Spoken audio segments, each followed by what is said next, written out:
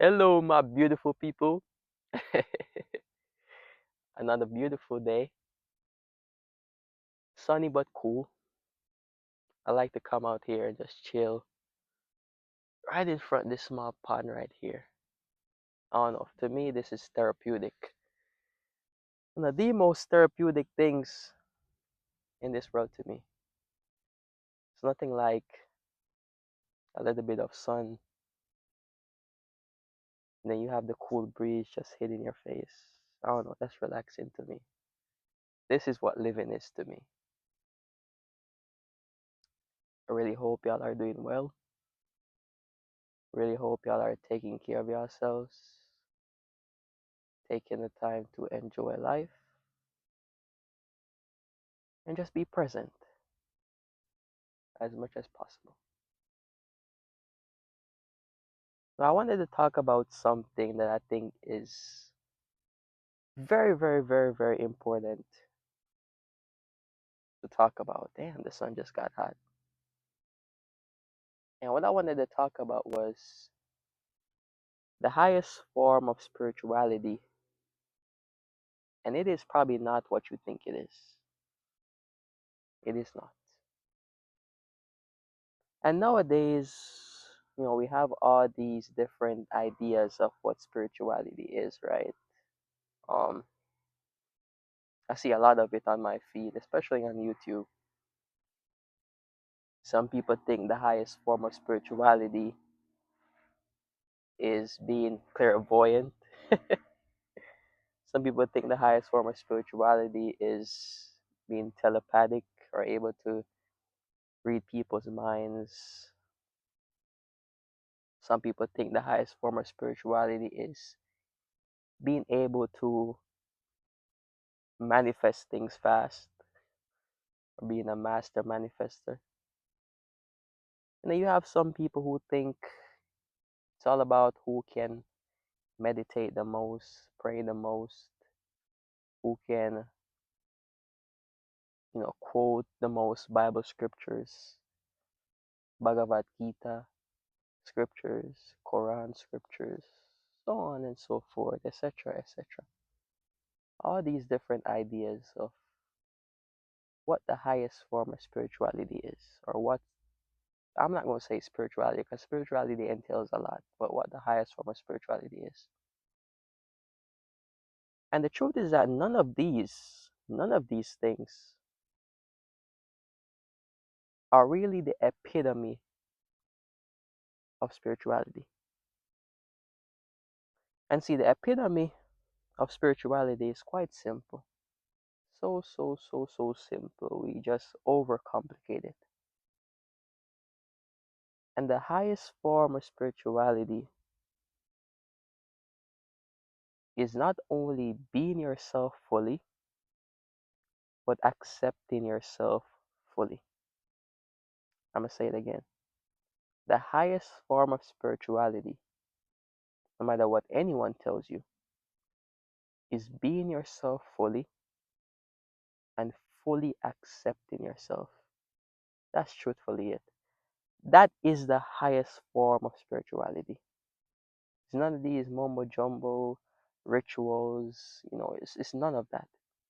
It's fully embodying yourself and fully accepting yourself as you are. That's it. And see what we conceptualize as God, source, the creator, so on and so forth. It is an infinitely dimensional being. Infinitely dimensional. And every single one of us, or I should say everything in existence, is a unique expression of that one source. I am, you are, the pond is, the trees are. Everything in existence is a unique expression of that one source, right? And that one source is experiencing itself uniquely through all of us and through everything, right? Through everything. Now, the problem is that we've been conditioned and indoctrinated and programmed to see ourselves as these insignificant creatures, to see ourselves as these mere beings that don't have any value at all, right? And it's so interesting and ironic because we will go outside, right? Like, for example, I'm sitting in front of this pond. We will go outside and we will see all these different forms and expressions of nature. You got the ponds, the trees, the clouds, the sunshine, um, all of it, the rainbows. We will see all of it, and we will think to ourselves how beautiful these things are, how wonderfully made they are, how magnificent they are, right? That's how we will think. We will think about all these different forms and expressions of nature, and then we will look at ourselves, and we will think how insignificant we are. We will praise everything out here, and then we look at ourselves and we see these insignificant creatures who don't have any value, who don't matter at all, and we feel so small in this world. Feel as if we don't matter, and we fail to realize that just as much as these different expressions of nature are valuable, are unique, are beautiful, we are just as beautiful, just as valuable, just as unique as they are. Because everything is coming from one source. Everything, right? Everything is coming from one source. So if we can see the beauty in all these things, then why do we fail to see the beauty in ourselves? Why do we fail to see the beauty in our uniqueness? Why do we find ourselves? Why do we find it hard to accept ourselves? Why do we find it hard to fully be ourselves? Right? Why do we? I know the answer to that. I'm sure a lot of y'all do as well. So programming. And so the highest form of spirituality is fully embodying yourself and fully being yourself. That's it. Fully accepting yourself. And once you truly accept yourself, something magical happens. Once you fully accept yourself, it is kind of impossible to deny, to look down on anyone else. Because if all of us are a unique expression of this one source, and if I believe I'm worthy of acceptance, I'm worthy of love, then why am I going to feel as if another human being, another soul, another expression of that one source isn't worthy of love and acceptance and the ability to fully be themselves, right? So very often the reason why we sort of look down on other people, belittle other people, demean other people, is because we haven't fully accepted ourselves. But once you fully accept yourself, it is hard to look down on someone else because you understand that there's surely no difference between you and them. You understand that just as how your life has much significance, their life has much significance as well. They are worthy of a life that is well lived, right? That's the beauty of accepting yourself fully. Like I've said, everything comes from us. This world is lacking of compassion, empathy, and love because most people have not accepted themselves. And so we project and we go out into the world and we try to get other people to be like we are and fit the mold of what is acceptable, so on and so forth. And it is all coming from our lack of self acceptance. So the more we accept ourselves fully, the more we're able to accept the world. The more we're able to accept ourselves fully, the more we're able to accept others. And then that's when we truly see a shift in the world. That's when the world changes. That's when the world heals. But it all starts from our ability to accept ourselves. You can know all the Bible scriptures, all the Quran scriptures. You can know all the scriptures in the world, read all the books in the world, you know. And let's say you're able to read people's minds, you're psychic, able to see the future. If you possess all these things, where you fully haven't accepted yourself, then none of those things mean anything. None of them. Absolutely zero of them.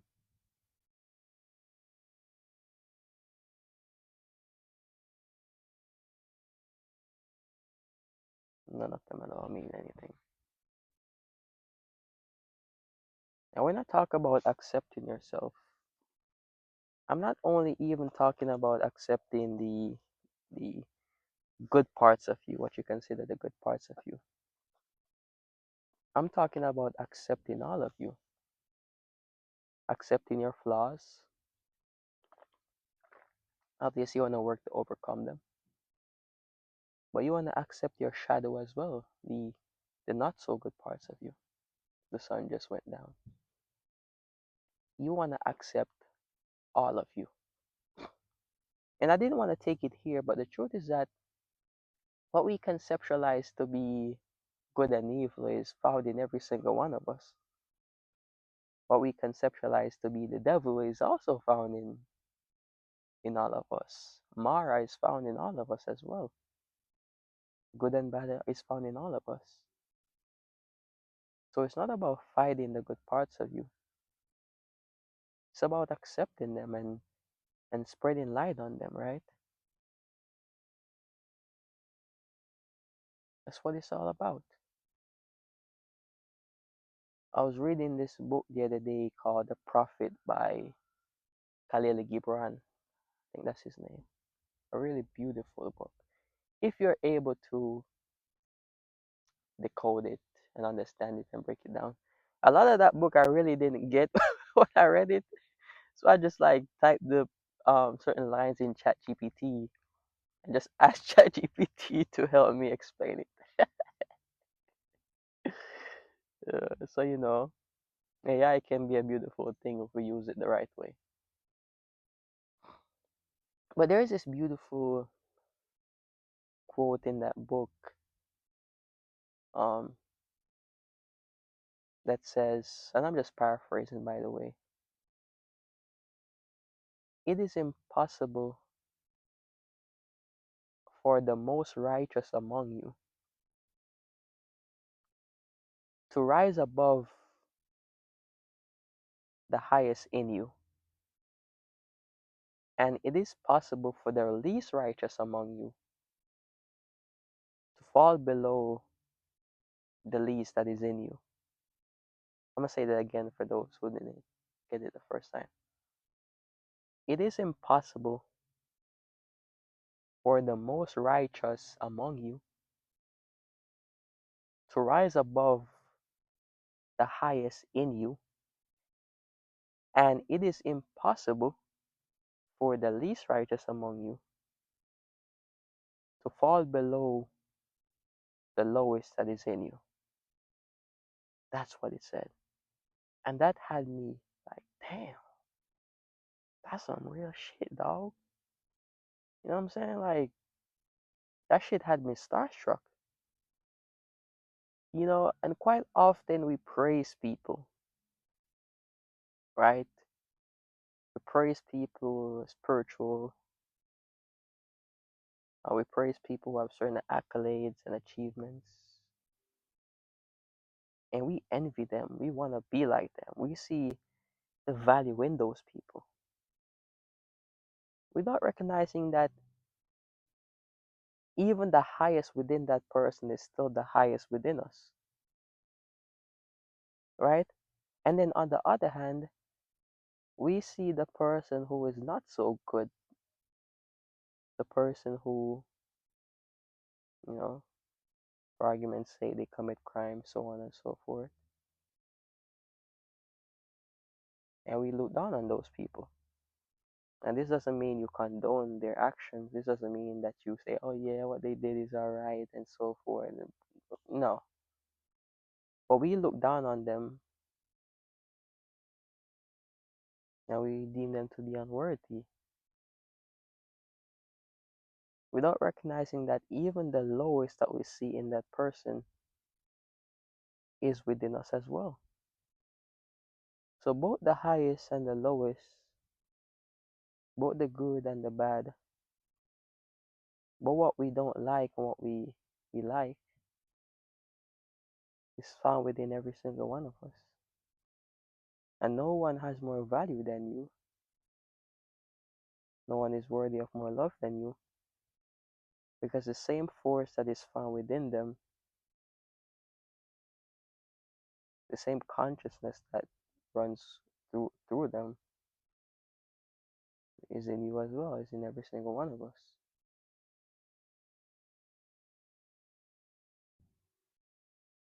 So we're here to fully be the unique beings we are, to fully be the unique expression of that one source that we are, and fully accept ourselves as we are, without this need to change ourselves and mold ourselves into what we deem to be good enough or valuable. I don't know, my mind is so slow right now.